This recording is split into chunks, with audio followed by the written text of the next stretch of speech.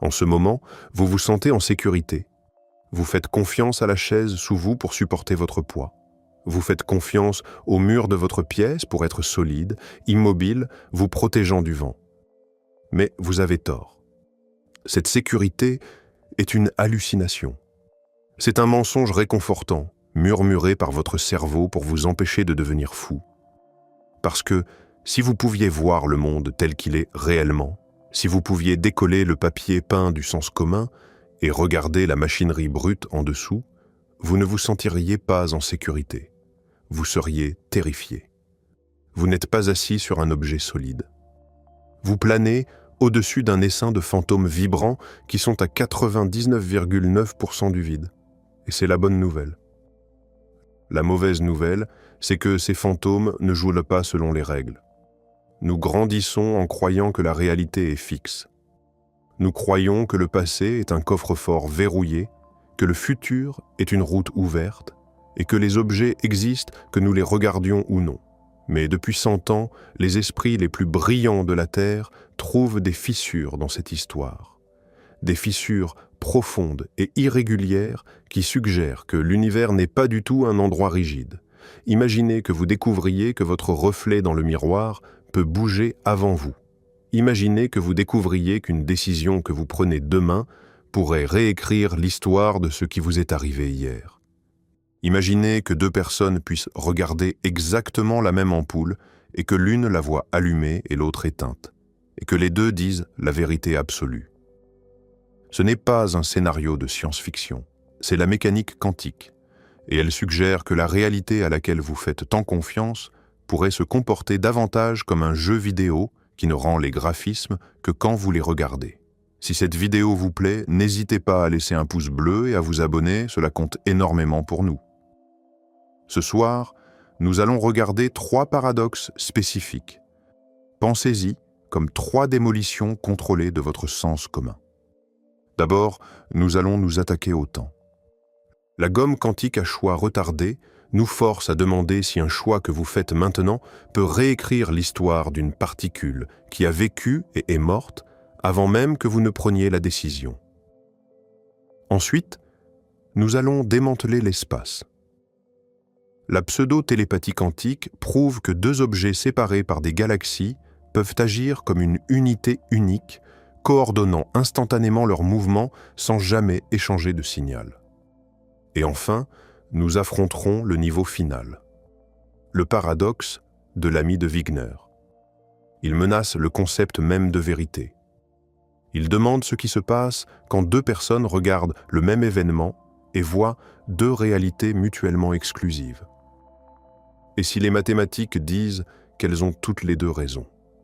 Quand nous aurons terminé, vous ne questionnerez pas seulement la physique, vous questionnerez le sol sous vos pieds. Nous aimons penser que la science est une carte qui rend le monde plus clair. Mais dans le monde quantique, la carte ne devient pas simplement floue, elle prend feu. Les expériences que nous avons construites ne se contentent pas de mesurer le monde, elles semblent le casser. Elles nous montrent des particules qui peuvent être à 2 endroits à la fois, comme un criminel avec un alibi parfait. Elles nous montrent des connexions qui s'étendent à travers l'univers entier instantanément, se moquant de la vitesse de la lumière. Et le plus effrayant de tout, elles pointent vers une possibilité que la physique a essayé d'ignorer pendant des décennies. Que l'univers pourrait ne pas exister sans vous. Les expériences dont nous allons parler ne sont pas des spéculations de tableau noir. Ce sont du matériel. Des lasers, des miroirs, des détecteurs faits de silicium et d'or. Au cours des dernières décennies, les physiciens ont construit des machines conçues pour piéger la réalité dans un mensonge. Et chaque fois, la réalité avoue. Ces expériences ont été répétées dans des laboratoires du MIT à Vienne. Elles ont été vérifiées, évaluées par des pairs et testées sous contrainte. Et les résultats sont si systématiquement impossibles qu'ils ont brisé l'esprit de certains des plus grands esprits de l'histoire. Albert Einstein ne détestait pas la mécanique quantique parce qu'il ne la comprenait pas. Il la détestait parce qu'il la comprenait trop bien. Il voyait que si ces équations étaient vraies, alors l'univers n'était pas l'horloge ordonnée et logique en laquelle il croyait. C'était quelque chose de plus désordonné, quelque chose qui permettait des connexions effrayantes et des changements rétroactifs. Il passa les dernières années de sa vie à essayer de trouver une erreur dans la logique, essayant de prouver que Dieu ne joue pas aux dés. Mais les expériences sont parlées. Les dés roulent et ils atterrissent sur des nombres qui ne devraient pas exister. Il est facile de rejeter la mécanique quantique comme un tour de passe-passe pour mathématiciens. Vous lisez un titre sur des particules à deux endroits à la fois et vous haussez les épaules. Vous vous dites que c'est juste une bizarrerie des mathématiques, ou peut-être que c'est seulement bizarre en théorie, comme une énigme qui n'a pas de vraie réponse. Vous vous dites que le monde réel, le monde des hypothèques, des embouteillages et des matchs de football, fonctionne avec des règles sérieuses et solides. La tasse de café sur votre bureau ne se soucie pas de la superposition quantique, elle est simplement là. Mais voici la vérité froide et dure. Les mathématiques ne sont pas juste une théorie, c'est un plan. Et chaque fois que nous vérifions le plan par rapport au bâtiment, le bâtiment gagne. Nous ne parlons plus d'équations sur un tableau noir. Nous parlons de matériel, de lasers, de miroirs, de détecteurs faits de silicium et d'or. Ces expériences ont été répétées dans des laboratoires du MIT à Vienne. Elles ont été vérifiées, évaluées par des pairs et testées sous contrainte. Et les résultats sont si systématiquement impossibles qu'ils ont brisé l'esprit de certains des plus grands esprits de l'histoire. Les mathématiques de la mécanique quantique sont si étranges que même les physiciens qui les utilisent quotidiennement ne sont pas d'accord sur ce qu'elles signifient. C'est une situation unique dans l'histoire des sciences. Nous avons une théorie qui fonctionne parfaitement, qui fait des prédictions d'une précision inégalée et dont personne ne comprend véritablement la signification. Richard Feynman, l'un des physiciens les plus brillants du XXe siècle, a dit un jour que si quelqu'un pense comprendre la mécanique quantique, c'est qu'il ne la comprend pas. Cette déclaration n'était pas de la fausse modestie. C'était un constat honnête de l'état de la discipline. Les équations fonctionnent. Elles prédisent correctement le comportement de chaque particule, de chaque atome, de chaque molécule que nous avons jamais testé. Mais quand nous essayons de comprendre ce que ces équations nous disent sur la nature de la réalité, nous tombons dans un abîme d'interprétations contradictoires dont aucune n'est universellement acceptée. Commençons par le fondement qui tient votre vie ensemble. Le temps. Vous n'avez pas besoin d'un doctorat pour savoir comment le temps fonctionne. Vous le sentez dans vos os. Il se déplace dans une direction, en avant. Vous étiez jeune, maintenant vous êtes plus vieux. Vous craquez une allumette, elle brûle, se transforme en cendre et refroidit. Vous ne voyez jamais les cendres redevenir du bois, ni la flamme sauter en arrière sur le bâton. Cette rue à sens unique est ce que nous appelons la flèche du temps. Mais voici le problème. L'univers ne semble pas partager notre psychologie. Quand vous retirez la complexité des allumettes qui brûlent et des œufs qui se cassent, et que vous regardez les lois fondamentales de la physique, la flèche du temps disparaît. Regardez les lois du mouvement de Newton, regardez la relativité d'Einstein, regardez l'équation de Schrödinger. Elles sont toutes symétriques dans le temps. Si vous enregistrez une interaction microscopique entre deux particules et la rejouez en arrière, elle obéit exactement aux mêmes lois. Les équations ne se soucient pas. Elles n'ont pas un bouton de lecture qui ne va que dans un sens. Pour comprendre comment nous pouvons briser le temps, nous devons d'abord comprendre l'expérience la plus célèbre de l'histoire de la physique, la double fente. Imaginez que vous avez une mitrailleuse. Vous tirez sur une plaque d'acier avec deux fentes verticales découpées dedans. Derrière cette plaque se trouve un mur arrière. Si vous arrosez les fentes de balles, vous vous attendez à voir deux bandes de trous de balles sur le mur arrière. Mais si vous réduisez vos balles à la taille d'électrons ou de photons, les règles changent. Au lieu de deux bandes, vous obtenez un motif de plusieurs bandes, un motif d'interférence. La particule ne passe pas par une fente ou l'autre, elle passe par les deux. Elle se comporte comme une onde, se divisant, interférant avec elle-même et frappant le mur comme un nuage de probabilité. Mais si vous placez un détecteur à côté des fentes pour voir par quelle fente la particule est réellement passée, le comportement ondulatoire s'arrête instantanément. La particule redevient une balle solide. Le motif d'interférence disparaît. La particule sait que vous la regardez. Quand vous ne regardez pas, c'est un fantôme explorant tous les chemins possibles à la fois. Quand vous regardez, elle se fige en une seule réalité. L'acte de la mesurer la force à décider ce qu'elle a fait. L'histoire, le chemin que la particule a pris, n'est pas fixé tant que vous ne posez pas la question. Pensez à ce que cela implique. Cela signifie que la particule sait que vous la regardez. Quand vous ne regardez pas, c'est un fantôme explorant tous les chemins possibles à la fois. Quand vous regardez, elle se fige en une seule réalité. L'acte de la mesurer la force à décider ce qu'elle a fait. Cela suggère que l'histoire, le chemin que la particule a pris, n'est pas fixé tant que vous ne posez pas la question. Mais les physiciens, étant les gens obstinés qu'ils sont, posèrent une question de suivi. Que se passe-t-il si nous attendons ? En 1978, Wheeler posa cette question et ses implications étaient vertigineuses. Gelons le temps une seconde et regardons l'état de l'univers à ce moment exact de l'expérience de la gomme quantique. Le photon-signal a atterri. Il a frappé l'écran de détection. Disons qu'il a atterri à la coordonnée X. C'est un fait. C'est arrivé il y a 8 nanosecondes. En termes humains, c'est rien. En termes quantiques, c'est une éternité. Ce point sur l'écran est de l'encre sur du papier. Il ne peut pas bouger, il ne peut pas changer. Le passé est verrouillé. Pendant ce temps, le photon Idler voyage encore à travers la fibre optique.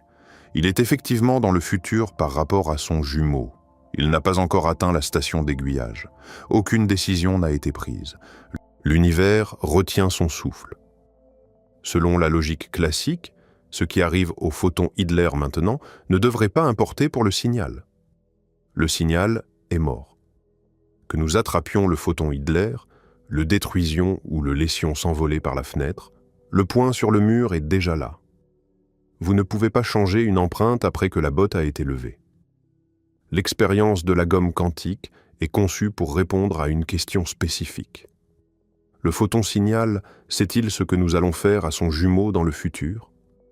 Le point sur le mur dépend-il d'une décision qui n'a pas encore eu lieu ? Si la réponse est oui, alors tout ce que nous savons sur la cause et l'effet est faux. Si la réponse est oui, alors le futur étend des doigts invisibles vers le passé et le remodèle. Ce résultat est offensant. Il offense votre logique, il offense votre intuition, et il offense définitivement les lois de la physique classique. Dans le monde que nous comprenons, la flèche de la causalité vole dans une direction. Vous poussez un domino, il tombe. La chute est l'effet. La poussée est la cause. La cause doit toujours se produire chronologiquement avant l'effet. C'est la définition du temps. Mais la gomme quantique crache au visage de cette règle.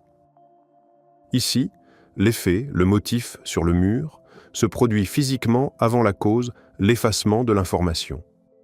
C'est comme écrire une lettre à vous-même hier et la recevoir. La chronologie n'est pas une séquence d'événements tombant comme des dominos, mais un réseau tendu où tirer une corde à la fin fait vibrer le début. Avant que vous n'alliez essayer de construire une machine à remonter le temps, il y a un piège. Il y a toujours un piège. Quand vous regardez les données brutes sur l'écran signal, avant de les comparer avec les données du photon Idler, vous voyez juste une tache grise. Vous ne pouvez pas voir le motif d'interférence à l'œil nu. Le motif ondulatoire et le motif particulaire se chevauchent d'une manière qui les efface. Vous avez besoin de la clé du futur pour décoder le message du passé. Les physiciens appellent cela le théorème de non-signalisation. Il sauve la relativité. Il nous empêche de créer des paradoxes où vous tuez votre propre grand-père. Mais, et c'est un mais massif, cela ne fait pas disparaître l'étrangeté. La corrélation est là. L'événement futur est mathématiquement lié à l'événement passé. L'univers conspire encore à faire correspondre les deux extrémités de la chronologie ensemble. Il cache juste les preuves pour que vous ne puissiez pas les exploiter. C'est comme un crime parfaitement commis, mais les preuves sont cryptées avec une clé qui n'a pas encore été générée.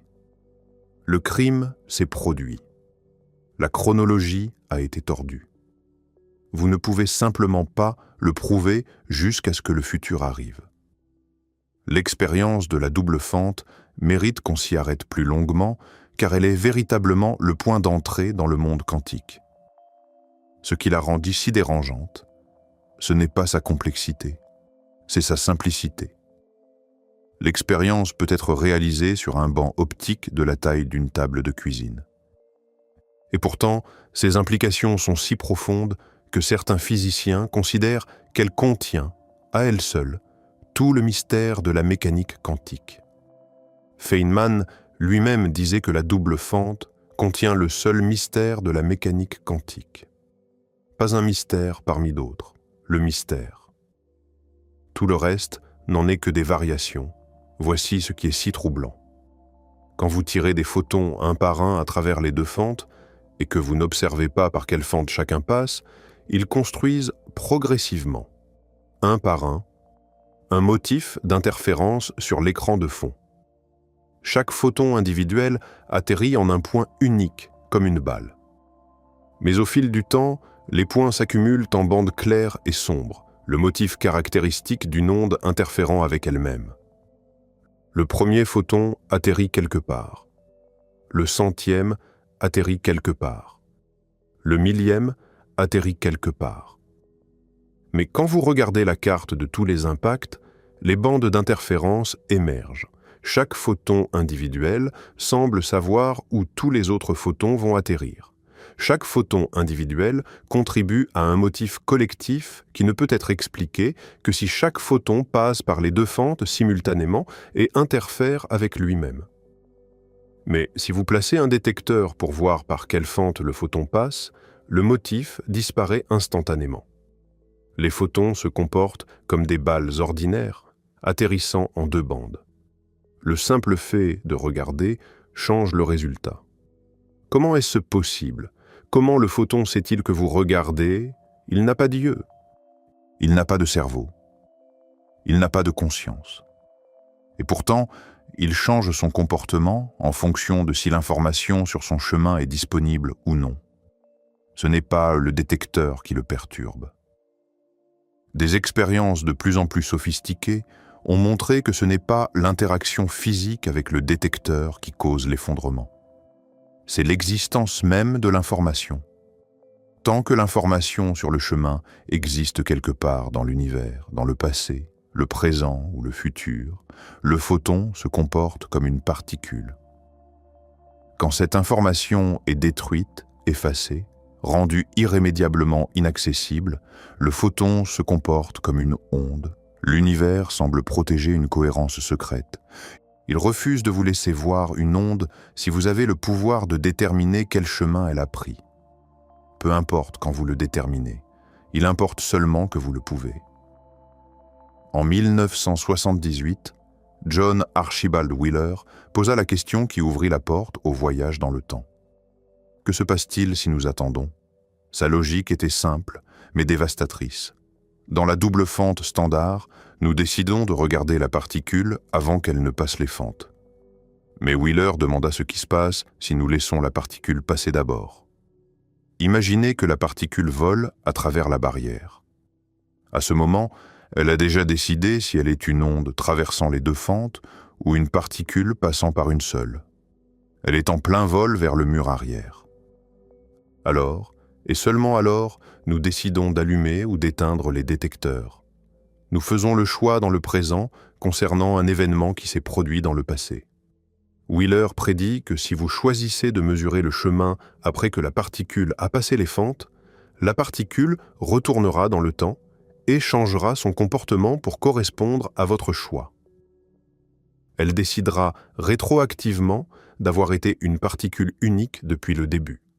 La gomme quantique à choix retardé est la machine construite pour tester cette prédiction. Nous tirons un laser à travers une double fente. Derrière les fentes, nous plaçons un cristal spécial qui divise chaque photon unique en deux photons intriqués. L'un est le photon signal, envoyé directement à l'écran de détection. L'autre est le photon Idler, envoyé sur un chemin plus long à travers des câbles de fibres optiques. Le photon signal frappe le mur en premier. L'événement est enregistré. Le photon Idler est encore en vol. Pendant que le photon Idler est en vol, après que le signal a déjà frappé le mur, nous faisons un choix. Nous pouvons soit diriger le photon Idler vers un détecteur qui révèle le chemin, gardant l'information, soit l'envoyer dans un brouilleur qui détruit l'information de chemin, l'effaçant. Le photon signal a atterri il y a 8 nanosecondes. C'est un fait. Ce point sur l'écran est de l'encre sur du papier. Il ne peut pas bouger. Le passé est verrouillé. Mais quand les scientifiques tritent les données, séparant les photons signaux selon ce qui est arrivé à leur jumeau Idler dans le futur, le résultat défie chaque instinct d'un être humain rationnel. Les photons signaux dont les jumeaux ont eu leur identité effacée dans le futur ont décidé d'agir comme des ondes dans le passé. Les photons signaux dont les jumeaux ont été attrapés se sont comportés comme des particules. Le choix futur a dicté la réalité passée. Cela signifie que le passé n'est pas une peinture terminée. C'est une photographie Polaroid qui est encore en train de se développer. L'image est là, mais elle est floue. Elle n'a pas décidé ce qu'elle veut être encore. Et elle reste dans cet état flou jusqu'à ce que quelque chose dans le futur interagisse avec elle. Ce que les physiciens appellent la rétrocausalité. C'est l'idée que la chronologie agit comme une corde tendue. Si vous tirez sur une extrémité, l'autre extrémité bouge. Peu importe quelle extrémité était le passé et quelle extrémité est le futur. La corde est un seul objet et la vibration se propage dans les deux sens. Le formalisme à 2 vecteurs d'état de Yakir-Aharonov résout ce paradoxe élégamment. En physique standard, nous décrivons un système avec un seul vecteur d'état. Il part du passé et avance vers le futur. Mais Aharonov dit que cette image est incomplète. Un système quantique est décrit par 2 flèches. La première vient du passé et pousse en avant. Mais il y a une seconde flèche, un second vecteur d'état, et celui-ci vient du futur et se déplace en arrière vers le passé. Le moment présent est simplement le point de collision. C'est le site du crash où le passé et le futur se percutent. Si le futur est déjà assez solide pour renvoyer des signaux vers nous, alors le futur est déjà écrit. C'est l'univers bloc. Imaginez une miche de pain. Une tranche est le Big Bang. Une autre tranche est votre naissance. Une autre tranche est votre mort. La miche entière existe en même temps. Le début est là. Le milieu est là. La fin est là. Ils sont tous également réels. Rien ne bouge réellement. La seule chose qui bouge est votre conscience, rampant le long du bloc comme une lumière brillant sur une pellicule de film. Le film est déjà dans la boîte. Le script est écrit. La fin est fixée. Vous êtes simplement en train de le regarder pour la première fois. Les expériences de Vincent Jacques en 2007 et de Xiao Songma en 2013 ont confirmé ces résultats avec une rigueur suffisante pour faire taire les critiques. En 2013, les photons intriqués ont été séparés par une distance massive. Des horloges atomiques ont synchronisé les mesures à la nanoseconde près. L'interférence n'est apparue que quand la mesure future l'a permis. Le comportement particulier n'est apparu que quand la mesure future l'a exigé. Ce n'est pas une erreur statistique. C'est une caractéristique fondamentale du monde dans lequel nous vivons. Nous avons démoli le temps. Maintenant, démantelons l'espace. Si le temps est la rivière qui nous pousse en avant, alors l'espace est le mur qui nous sépare. Nous tenons pour acquis que les objets sont séparés les uns des autres. La distance signifie la sécurité. Si vous voulez affecter quelque chose, vous devez le toucher. C'est la loi de la localité. C'était le socle de l'univers d'Albert Einstein. Il croyait que rien ne pouvait voyager plus vite que la vitesse de la lumière. Mais la mécanique quantique a l'habitude de prendre les choses qui ont du sens et de les incendier. Les physiciens ont découvert que sous certaines conditions, deux particules peuvent interagir puis se séparer, mais ne sont jamais véritablement séparées. Elles deviennent liées, elles deviennent intriquées. Quand deux particules sont intriquées, elles cessent d'être deux objets séparés. Elles deviennent un seul objet mathématique qui se trouve simplement être à deux endroits différents. Le jeu du carré magique est la démonstration la plus élégante de ce phénomène. Alice et Bob sont séparés dans des pièces différentes. Ils ne peuvent pas communiquer. Chacun reçoit une grille 3 par 3. Un arbitre demande à Alice de remplir une ligne et à Bob de remplir une colonne avec des +1 et des -1. Alice doit s'assurer que les nombres de sa ligne se multiplient pour donner +1. Bob doit s'assurer que les nombres de sa colonne se multiplient pour donner -1. Et le nombre à l'intersection doit être identique pour les deux. Si vous faites les mathématiques, vous réalisez qu'il est logiquement impossible de créer une grille maîtresse qui satisfait toutes les règles à la fois. Avec une stratégie classique, le meilleur qu'ils puissent faire est de gagner environ 89% du temps. Mais si vous donnez à Alice et Bob des particules intriquées, ils cessent de perdre. Ils gagnent 100% des jeux. Ils brisent la limite classique. Parce que les particules sont intriquées, leurs résultats ne sont pas indépendants. Quand Alice mesure sa partie du système, elle force instantanément la partie de Bob dans un état compatible. C'est ce qu'on appelle la pseudo-télépathie quantique. En 2017, des scientifiques chinois lancèrent le satellite Messius et réalisèrent le test de Bell avec des photons intriqués séparés par plus de 1000 km. La connexion a tenu.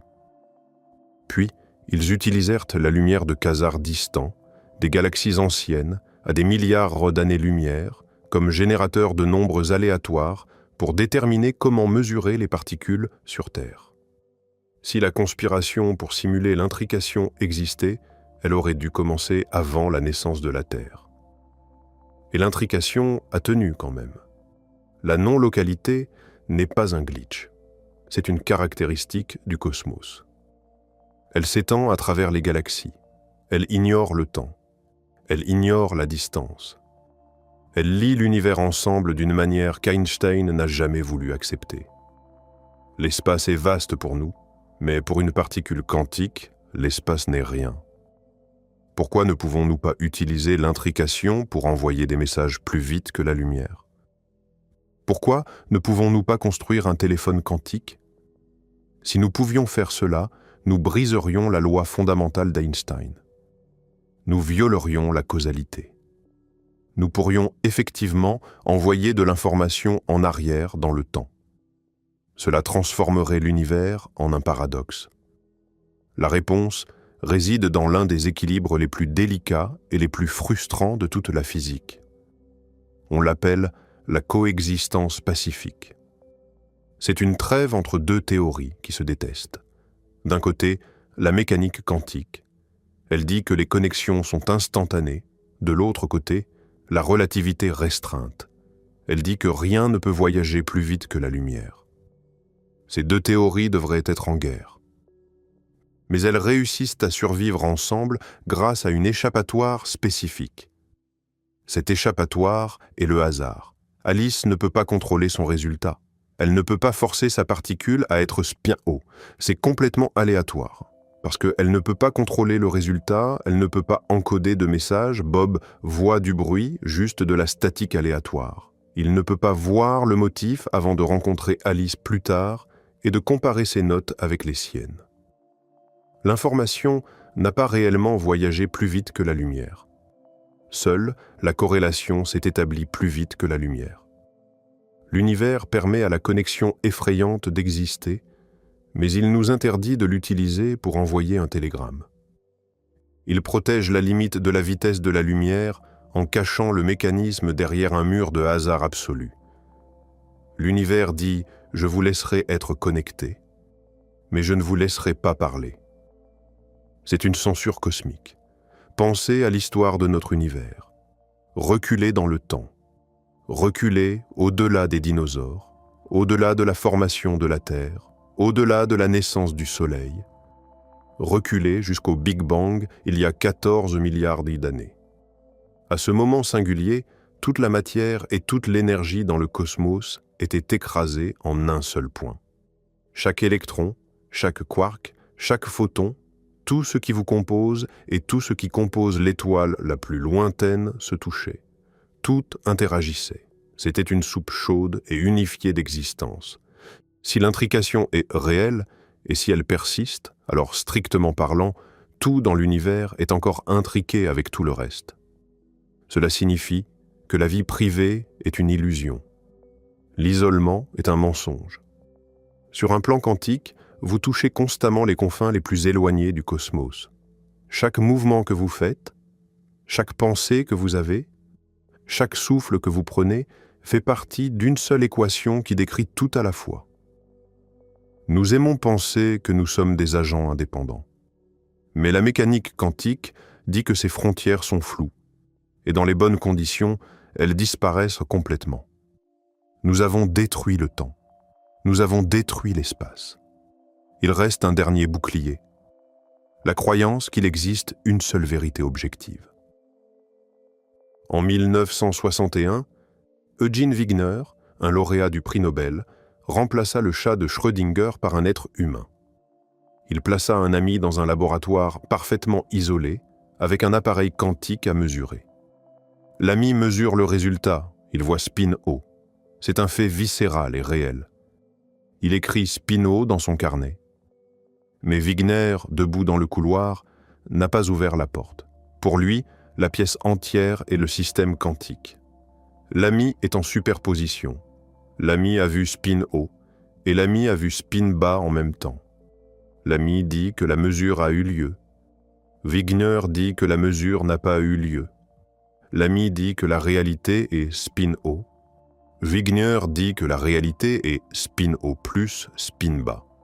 La mécanique quantique dit qu'ils ont tous les deux raison. En 2019, une équipe dirigée par Massimiliano Proietti à l'université Heriot-Watt d'Édimbourg construisit l'ami de Wigner en laboratoire. Ils utilisèrent des photons comme observateurs. Ils utilisèrent une inégalité de Bell dérivée par Czaslaw Bruckner, une inégalité qui suppose que les faits sont absolus. Si la réalité est objective, l'inégalité doit tenir. Quand ils analysèrent les données, l'inégalité fut violée. L'expérience prouva que l'observateur interne et l'observateur externe vivaient dans des réalités différentes. Ce qui est vrai pour vous à l'intérieur de la boîte n'est pas nécessairement vrai pour moi à l'extérieur.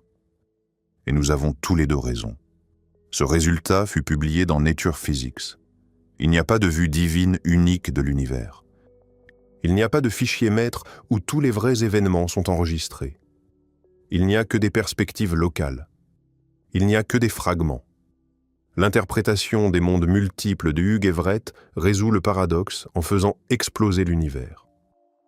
Quand l'ami mesure la particule, l'univers se divise. Dans une branche, l'ami voit spin haut. Dans une autre, spin bas. Les deux branches sont également réelles. Le cubisme, ou bayésianisme quantique, résout le problème en disant que la fonction d'onde n'est pas dans le monde. Elle est dans votre tête. C'est un outil de pari. La mécanique quantique relationnelle de Carlo Rovelli dit que les objets n'ont pas de propriétés en isolation. Ils n'ont des propriétés qu'en relation avec d'autres objets. Pour l'ami, la particule est spin-haut. C'est vrai relativement à l'ami. Pour Wigner, c'est une superposition. C'est vrai relativement à Wigner. Il n'y a pas de contradiction parce qu'ils ne parlent pas de la même relation.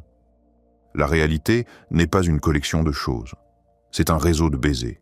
Un baiser n'existe pas sur vos lèvres seules. Il n'existe que dans l'interaction entre nous. L'expérience de 2019 à l'université Heriot-Watt mérite un examen plus détaillé, car elle représente peut-être le résultat le plus philosophiquement dévastateur de l'histoire de la physique expérimentale. L'équipe de Massimiliano Proietti ne pouvait pas utiliser d'humains comme observateurs. Les comités d'éthique ne permettent pas de mettre des étudiants en doctorat dans des boîtes et de fragmenter leur réalité. Au lieu de cela, ils utilisèrent des photons comme observateurs. Un photon mesurait la polarisation d'un autre photon. Ce photon mesureur était l'AMI. Il enregistrait le résultat dans son propre état quantique. Puis, des détecteurs externes jouant le rôle de Wigner pouvaient mesurer le système AMI entier sans demander quel était le résultat. Ils pouvaient traiter le photon AMI comme une onde qui n'avait pas encore décidé. Ils pouvaient tester l'interférence. Ils cherchaient quelque chose de très spécifique. Ils cherchaient à voir s'ils pouvaient prouver que l'AMI avait vu un fait définitif, pendant que Wigner voyait simultanément un fait indéfini. Ils utilisèrent une inégalité de Bell spéciale dérivée par Czaslaw Bruckner. C'est une inégalité qui suppose que les faits sont absolus, que les faits indépendants de l'observateur existent. Si la réalité est objective, l'inégalité doit tenir. Il y a une limite à combien les mesures peuvent être en désaccord. Mais quand ils analysèrent les données, l'inégalité fut violée, fracassée. Les nombres ne collaient pas. L'expérience prouva que l'observateur interne et l'observateur externe vivaient dans des réalités différentes. L'AMI avait un fait. Wigner avait un fait. Et ces faits étaient incompatibles. Ils ne pouvaient pas être cousus ensemble en un seul récit cohérent. Ce résultat a des implications qui vont bien au-delà de la physique. Nous construisons des systèmes juridiques entiers sur l'hypothèse qu'il existe une vérité objective des événements. Nous construisons des systèmes démocratiques sur l'hypothèse qu'il existe un monde partagé sur lequel nous pouvons délibérer. Nous construisons la science elle-même sur l'hypothèse que les expériences produisent des résultats qui sont les mêmes pour tous les observateurs. Si les faits sont relatifs à l'observateur, alors chacune de ces institutions repose sur un fondement qui, au niveau le plus profond de la réalité, n'existe pas. Nous ne parlons pas d'opinion ici. Nous ne parlons pas de comment j'aime la vanille et vous aimez le chocolat. Nous parlons d'événements physiques, nous parlons de savoir si une ampoule est allumée ou éteinte, nous parlons de savoir si un atome s'est désintégré ou non, et la physique nous dit que la réponse dépend de qui regarde. Le paradoxe de Wigner mène à une régression infinie. Si l'AMI est en superposition pour Wigner, que se passe-t-il quand Wigner ouvre la porte? Il voit l'AMI avec un résultat défini. La fonction d'onde s'effondre pour Wigner. Mais qu'était l'état de l'AMI une seconde avant que la porte ne s'ouvre? Était-il heureux du résultat? Ou était-il dans une animation suspendue de réalités multiples? L'AMI ne devient-il réel que quand Wigner le regarde? Et si c'est le cas, Wigner ne devient-il réel que quand quelqu'un d'autre le regarde? Où la chaîne se termine-t-elle? Qui est l'observateur final? Pendant des décennies, les physiciens ont essayé d'ignorer cela. Ils l'ont appelé de la philosophie. Ils ont dit que dans le monde réel, nous ne pouvons pas isoler un être humain. Un humain est trop désordonné. Un humain rayonne de la chaleur. Un humain respire. L'isolement est impossible. Donc, le paradoxe ne se produira jamais. Ils pensaient qu'ils étaient en sécurité. Mais la technologie les a rattrapés et en 2019, l'inégalité fut violée dans un laboratoire. Les faits ne sont pas absolus. La réalité est relative à l'observateur. C'est le résultat le plus inconfortable de la physique moderne et personne ne sait quoi en faire. Considérons ce que le paradoxe de l'AMI de Wigner signifie pour la science elle-même. La science a toujours reposé sur une hypothèse géante. L'hypothèse de faits indépendants de l'observateur. Nous supposons que le monde est là-dehors, en attente d'être découvert. Nous supposons que si chaque humain mourait demain, les étoiles brilleraient encore, et les planètes orbiteraient encore, et les atomes rebondiraient encore. Nous supposons que les faits sont durables. Un fait est un fait est un fait. Mais l'expérience de Wigner tue cette hypothèse. Elle lui met une balle dans la tête. Elle nous dit qu'un fait n'est établi que relativement à un observateur. Un fait est une relation privée entre vous et l'univers. Il n'appartient pas au domaine public. Ma mesure crée ma réalité. Votre mesure crée votre réalité. Et jusqu'à ce que nous interagissions l'un avec l'autre, ces réalités n'ont aucune obligation de correspondre. Cela ouvre la porte à un piège philosophique terrifiant appelé le solipsisme. L'idée que seul mon esprit est réel et que tout le reste est une projection. Si je peux vivre dans un univers où le spin est haut et que vous pouvez vivre dans un univers où le spin est indéfini, alors habitons-nous vraiment le même espace? Voyons-nous vraiment le même monde? Ou sommes-nous chacun piégés dans notre propre bulle personnelle de perception, une bulle qui chevauche les autres mais ne fusionne jamais complètement? Pensez à ce que cela signifie pour la vérité. Nous menons des guerres pour la vérité. Nous construisons des tribunaux pour déterminer la vérité. Mais si la physique dit que la vérité est relative à l'observateur, alors le fondement de notre existence partagée commence à se fissurer. L'interprétation des mondes multiples de Hugh Everett résout le paradoxe en faisant exploser l'univers. Quand l'ami mesure la particule, l'univers se divise. Dans une branche, l'ami voit spin haut, dans une autre, spin bas. Les deux branches sont également réelles. Les deux versions de l'ami existent. Elles sont simplement séparées par la division. Elles ne peuvent pas se parler, elles ne peuvent pas se voir. Mais elles sont toutes les deux là. Le prix que nous payons est que la réalité devient infiniment lourde. Chaque fois qu'un atome bouge, chaque fois qu'un photon frappe une feuille, chaque fois qu'une décision est prise, l'univers entier se duplique. Dans un monde, vous avez fermé cette vidéo il y a 10 minutes. Dans un autre, vous ne l'avez jamais trouvée. Dans un autre, vous étiez physicien. Dans un autre, vous êtes mort. Le cubisme, ou bayésianisme quantique, résout le problème en disant que la fonction d'onde n'est pas dans le monde. Elle est dans votre tête. C'est un guide de Paris. Si vous appliquez cela à l'ami de Wigner, le paradoxe disparaît instantanément. L'ami est assis à la table de poker en regardant les cartes. Il connaît le résultat. Wigner est debout à l'extérieur. Il n'a pas vu les cartes. Ses cotes de Paris sont 50-50. Les deux sont correctes, parce que la physique ne concerne pas la vérité de la pièce. La physique concerne la connaissance de l'observateur. Cela semble raisonnable. Mais regardez ce que cela enlève. Cela enlève le monde lui-même. Si la physique n'est qu'un manuel d'utilisation pour placer des paris, alors sur quoi parions-nous? La réalité existe-t-elle quand nous ne faisons pas de paris? La conscience de l'observateur est peut-être la clé.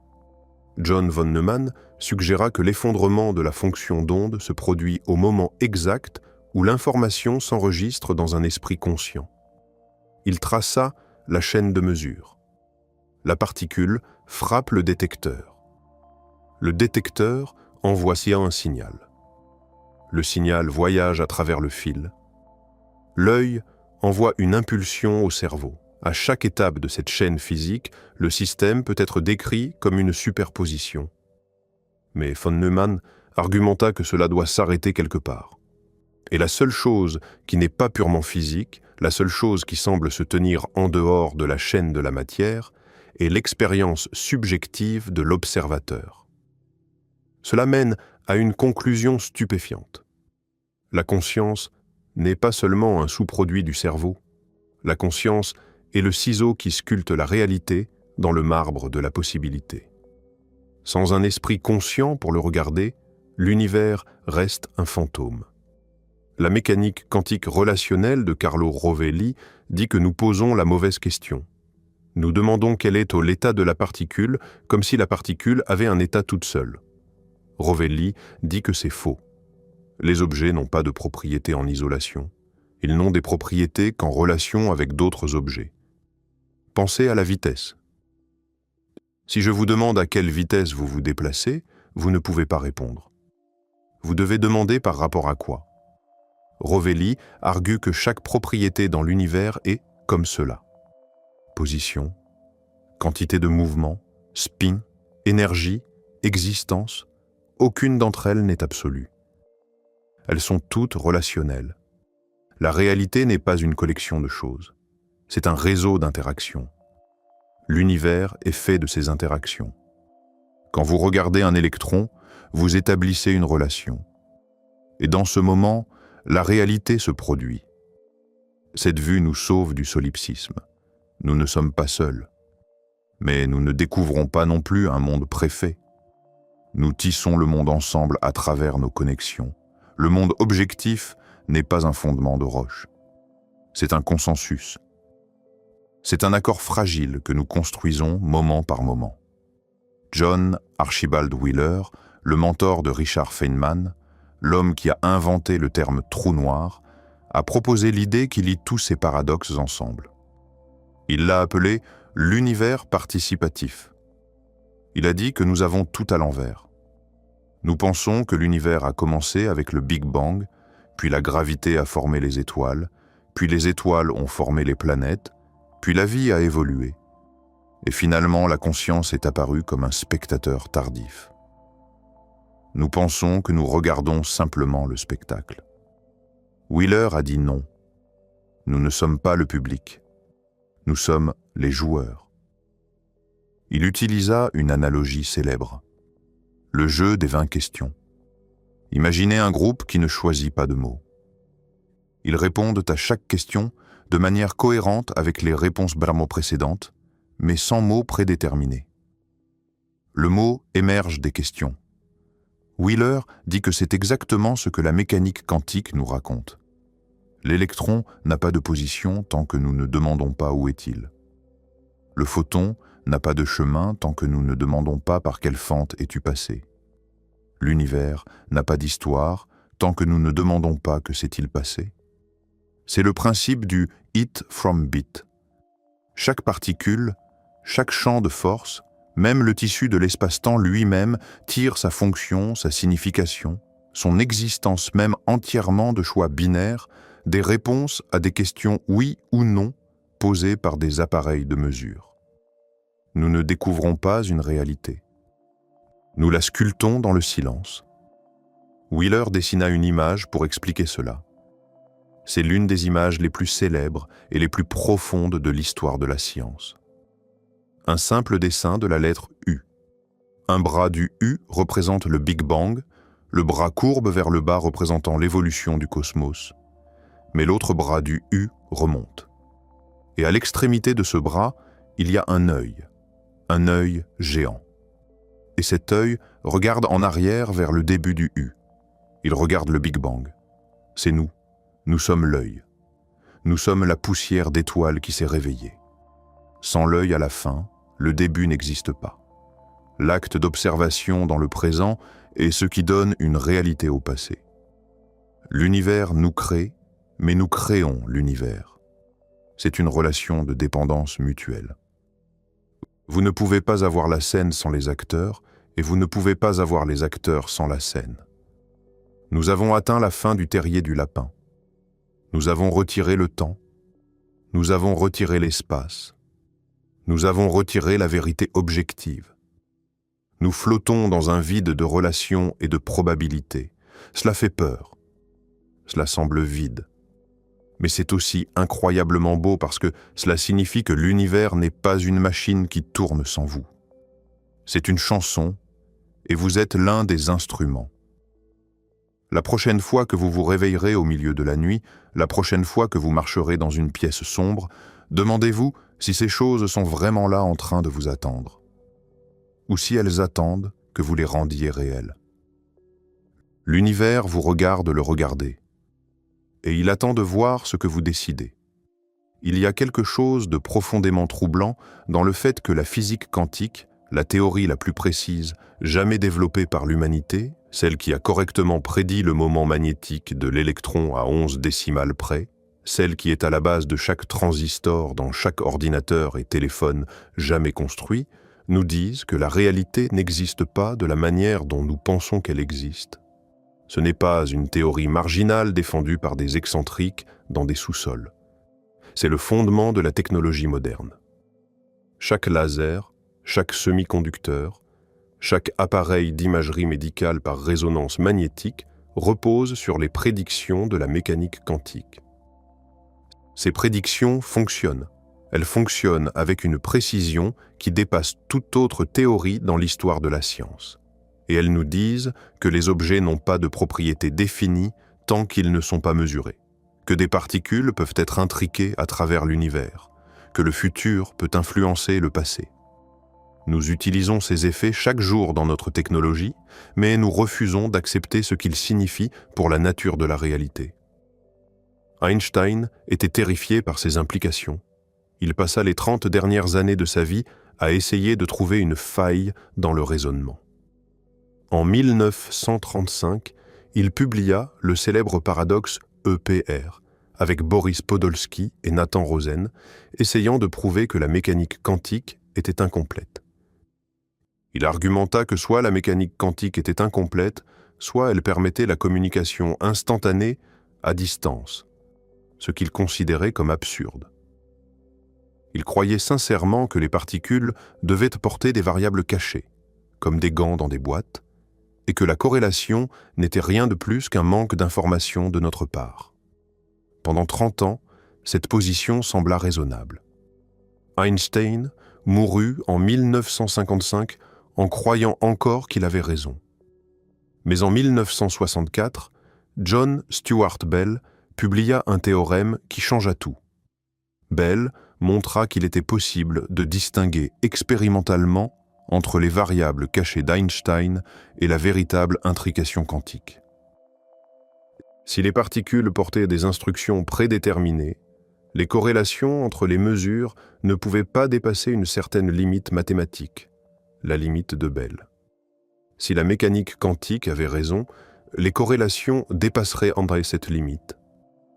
L'expérience fut finalement réalisée par Alain Aspect à Paris en 1982. Les corrélations dépassèrent la limite de Bell. Einstein avait tort. L'intrication quantique est réelle. La non-localité est une caractéristique fondamentale de l'univers.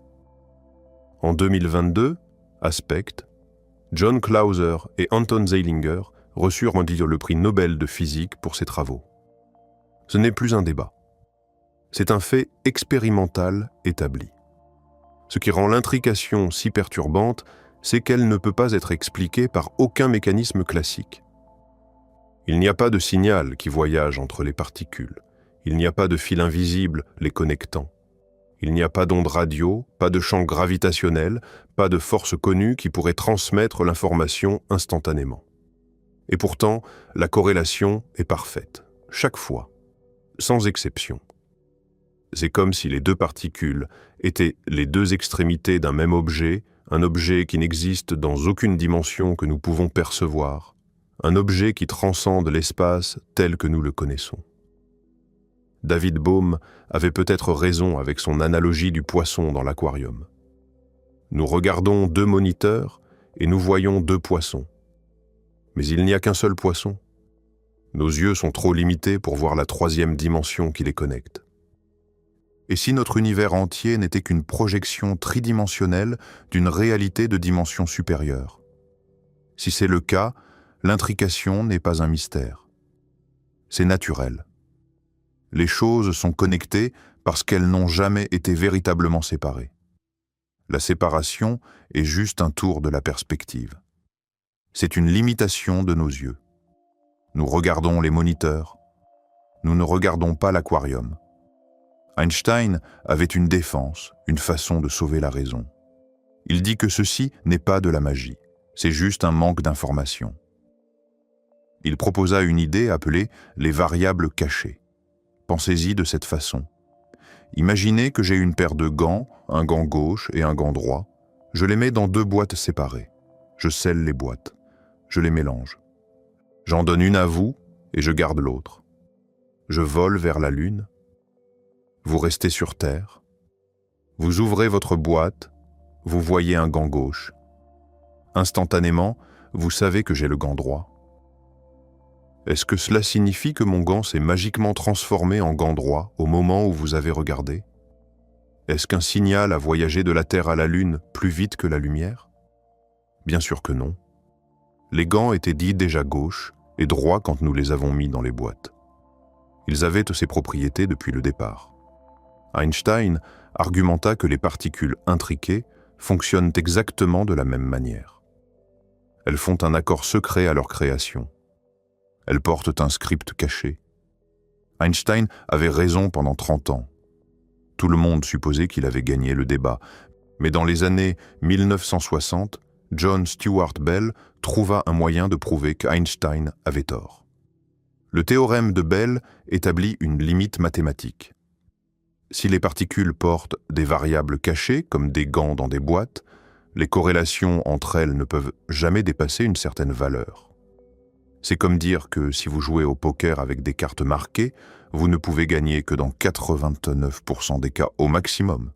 Si quelqu'un gagne 100% du temps, il ne peut pas utiliser des cartes marquées. Il fait quelque chose d'autre. Le jeu du carré magique est exactement ce test. Et les particules quantiques gagnent 100% du temps.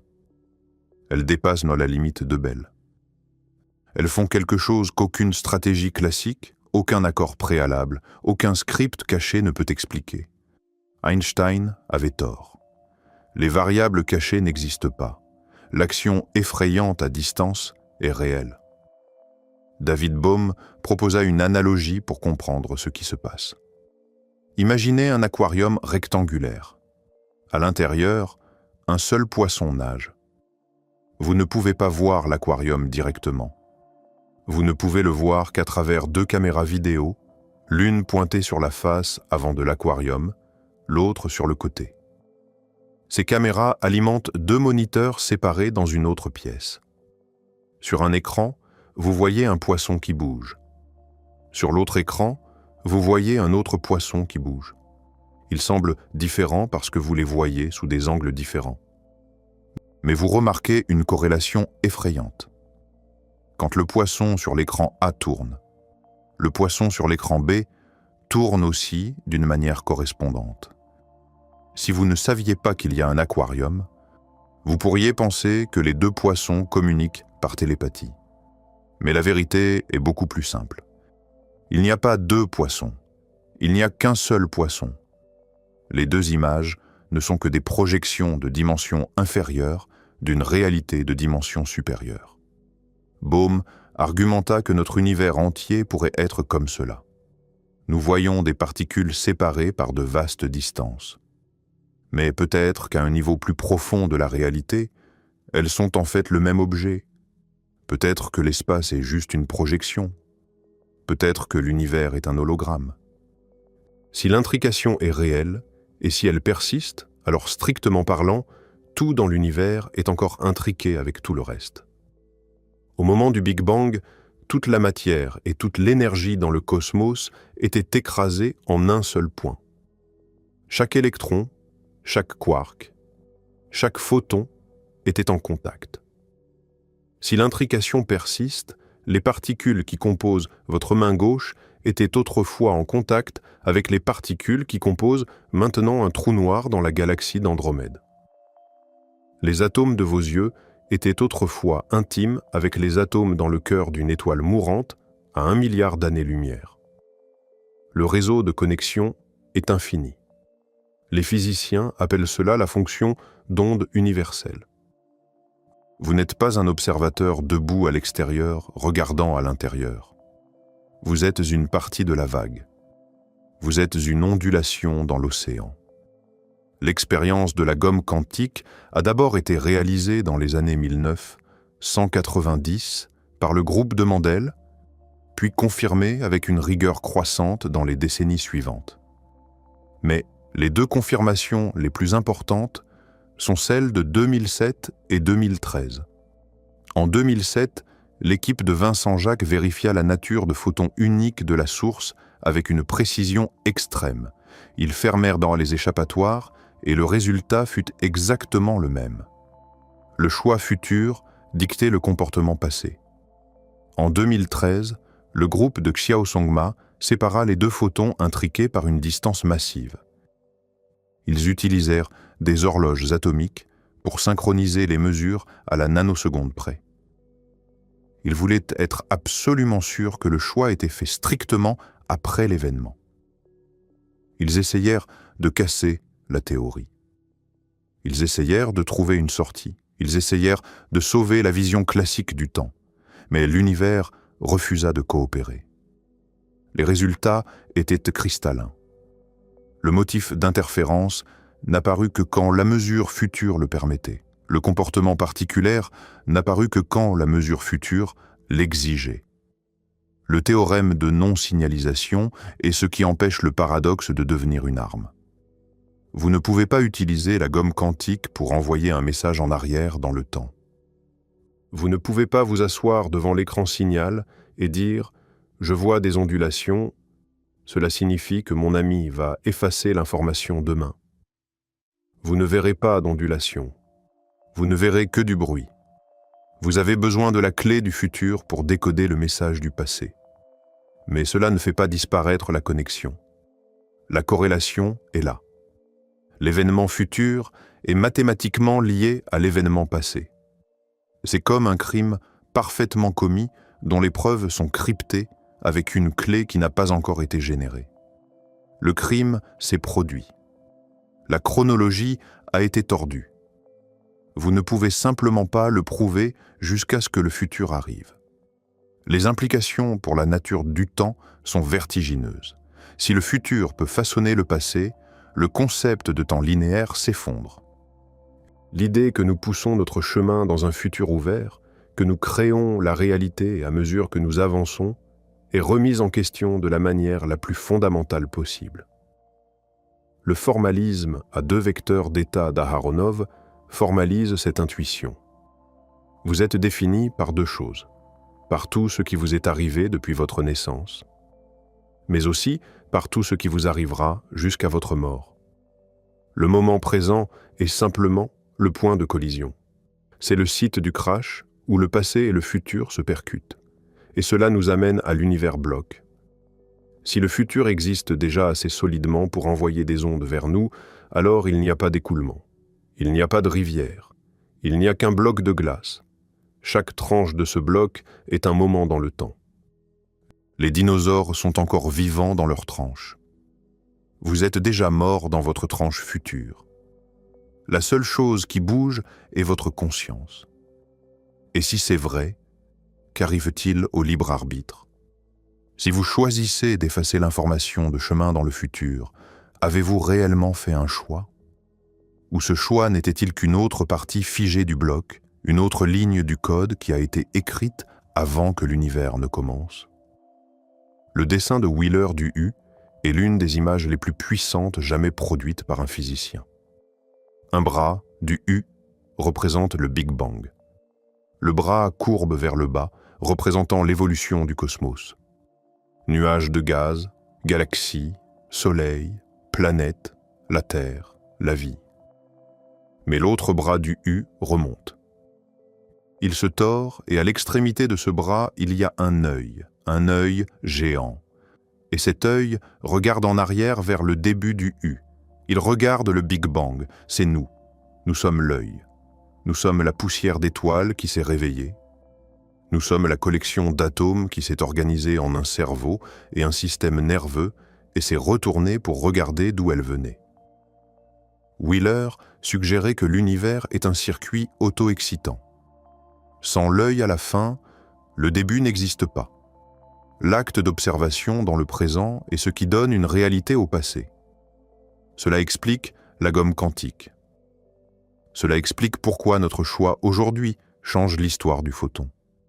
Cela explique l'ami de Wigner. Cela explique pourquoi la réalité nécessite un observateur. Nous faisons partie d'une boucle étrange. L'univers nous crée, mais nous créons l'univers. Pourquoi cela effraie-t-il les scientifiques? Pourquoi Einstein l'a-t-il combattu? Parce que cela enlève notre couverture de sécurité. Nous aimons l'idée d'un univers mécanique. Nous aimons l'idée que nous sommes petits et insignifiants.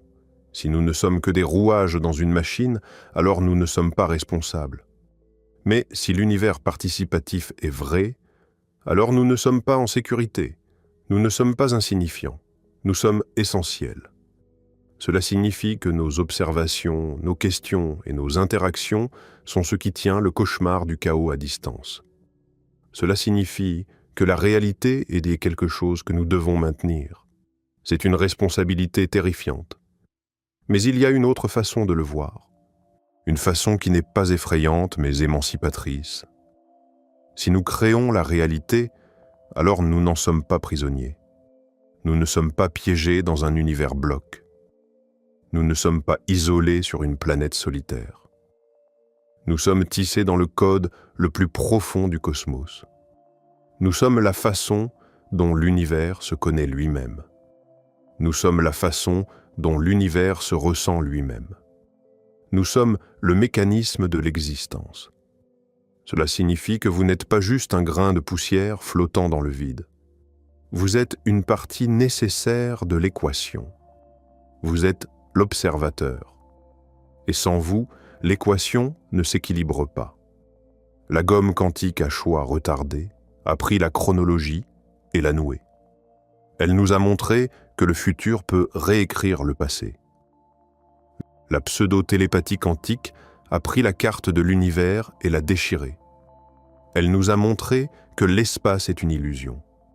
L'ami de Wigner a pris le concept même de réalité et l'a fracassé en morceaux. Il nous a montré qu'il n'y a pas de monde objectif unique. Il a prouvé que deux personnes peuvent regarder le même événement et voir deux faits contradictoires. La science n'est pas terminée. Les paradoxes ne sont pas résolus. Le débat entre Wigner et Bohr et Einstein fait encore rage. Mais les preuves s'accumulent et elles pointent dans une direction. Le monde n'est pas ce qu'il semble. Il est plus étrange, il est plus souple et il est plus intime.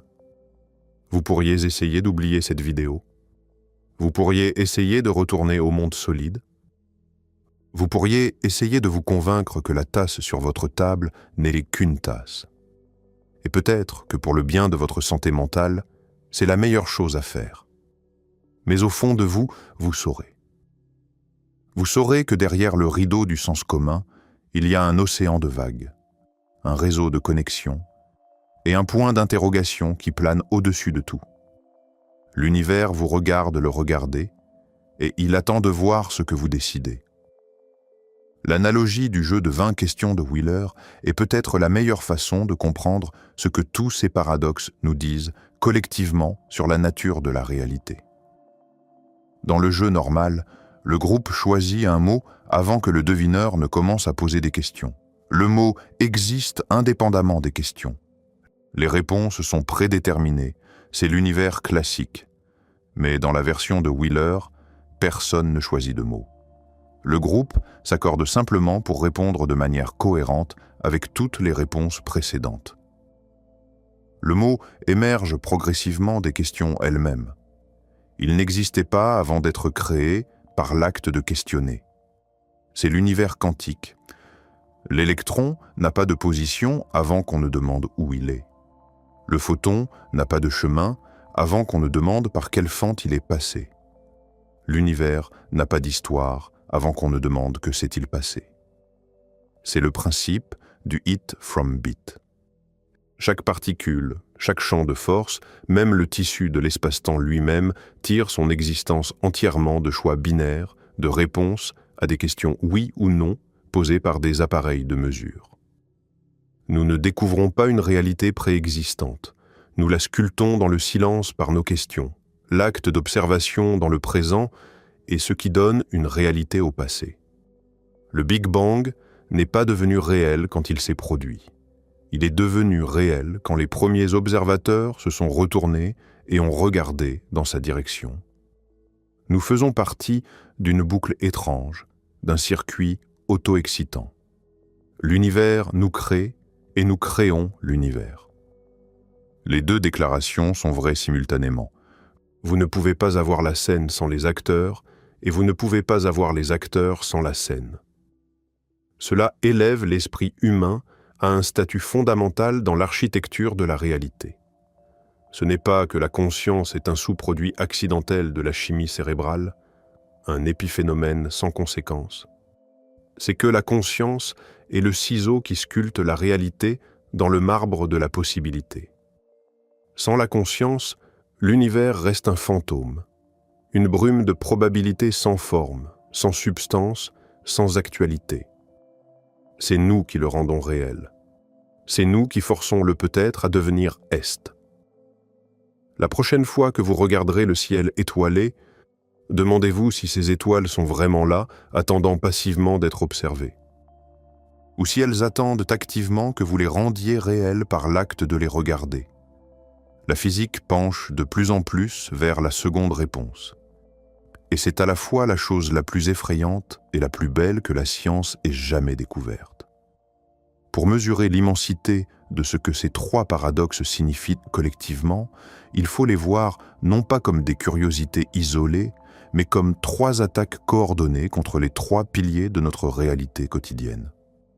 Le premier pilier est la causalité, l'idée que les causes précèdent les effets.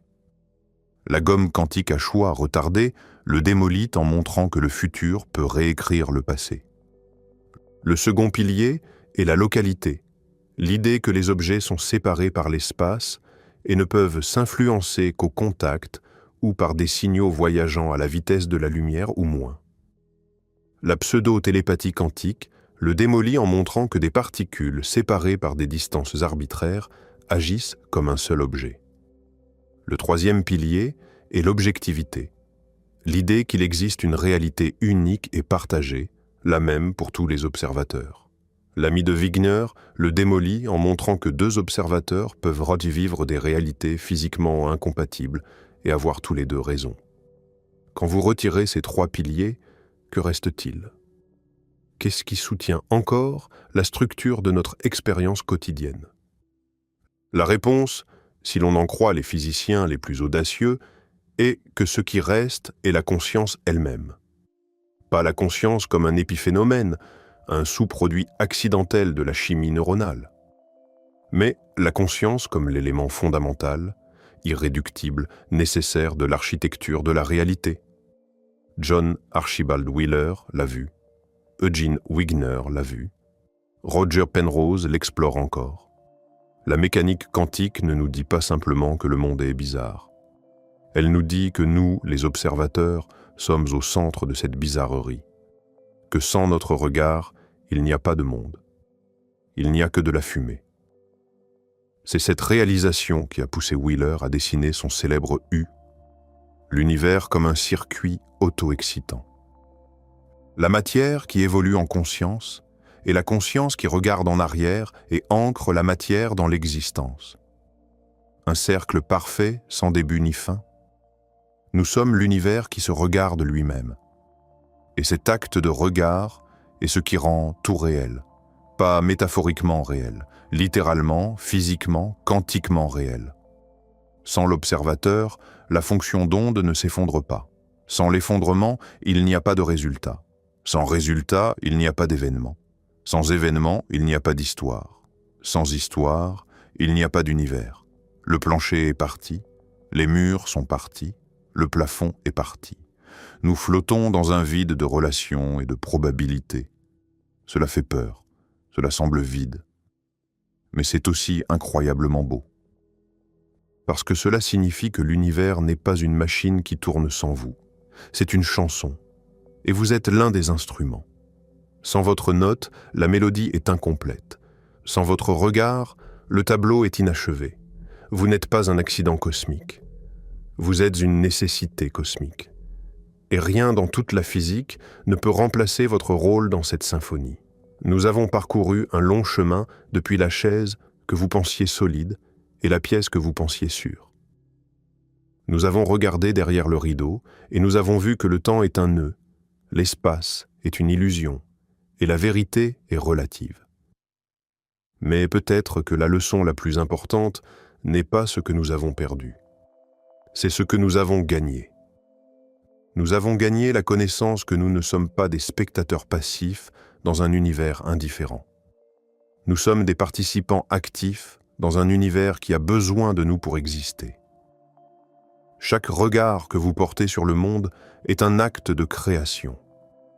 Chaque question que vous posez sculpte la réalité. Chaque observation que vous faites ancre une possibilité dans l'existence. Vous êtes le point où le flou devient net, où la probabilité devient certitude, où le fantôme devient matière. Et rien dans l'univers ne peut faire cela à votre place. Alors regardez, questionnez, observez. Parce que le monde qui existe quand vous fermez les yeux n'est peut-être pas le même que celui qui existe quand vous les ouvrez. Et c'est peut-être cela, le vrai mystère de l'existence. Non pas ce que nous voyons, mais le fait stupéfiant, improbable, miraculeux que nous voyons quoi que ce soit du tout. Osez-vous regarder la coexistence pacifique entre la mécanique quantique et la relativité restreinte est l'un des équilibres les plus délicats et les plus frustrants de toute la physique. D'un côté, la mécanique quantique dit que les connexions entre particules intriquées sont instantanées. Elles ignorent les désignes entre la distance. Ce qui se passe ici change ce qui se passe là-bas immédiatement. De l'autre côté, la relativité restreinte dit que rien ne peut voyager plus vite que la lumière. L'espace est une barrière rigide. La cause doit précéder l'effet. Ces deux théories devraient être en guerre. Elles devraient être incompatibles. Et pourtant, elles coexistent parce que l'univers a trouvé un mécanisme extraordinairement subtil pour permettre les deux simultanément. Ce mécanisme est le hasard. Pensez à Alice et Bob dans leurs pièces séparées. Alice mesure sa particule. Elle obtient un résultat, peut-être spin haut. Instantanément, la particule de Bob devient spin bas. Le changement se produit plus vite que la lumière. La connexion est réelle. L'univers a mis à jour son état partout à la fois. Mais Alice ne peut pas contrôler son résultat. Elle ne peut pas forcer sa particule à être spin-haut. C'est complètement aléatoire. C'est comme lancer une pièce. Parce qu'elle ne peut pas contrôler le résultat, elle ne peut pas encoder de message. Elle ne peut pas dire à la particule, si je veux dire bonjour, je te ferai tourner vers le haut. Elle doit simplement prendre ce que l'univers lui donne. Et Bob est dans le même bateau. Il mesure sa particule et obtient aussi un résultat aléatoire. Il voit spin bas, mais il ne sait pas s'il voit spin bas parce que Alice a mesuré spin haut ou s'il voit spin bas parce que c'était simplement son résultat aléatoire. Il regarde ces données et ne voit que du bruit. Il ne peut pas voir le motif avant de retrouver Alice plus tard et de comparer ses notes avec les siennes. Cela signifie que l'information n'a pas réellement voyagé plus vite que la lumière. Seule la corrélation s'est établie plus vite que la lumière. L'univers permet à la connexion effrayante d'exister, mais il nous interdit de l'utiliser pour envoyer un télégramme. Il protège la limite de la vitesse de la lumière en cachant le mécanisme derrière un mur de hasard absolu. C'est comme si l'univers disait « Je vous laisserai être connecté, mais je ne vous laisserai pas parler ». C'est une censure cosmique. C'est une façon de garder les lois de la physique de s'effondrer dans l'anarchie totale. Et cette censure est parfaite. Aucune expérience n'a jamais trouvé un moyen de la contourner. La connexion est réelle.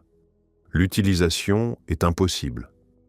L'univers nous laisse être intriqués, mais il refuse catégoriquement de nous laisser communiquer par ce canal. C'est comme avoir un téléphone qui sonne toujours en même temps que celui de votre ami, mais dont aucun des deux ne peut être décroché.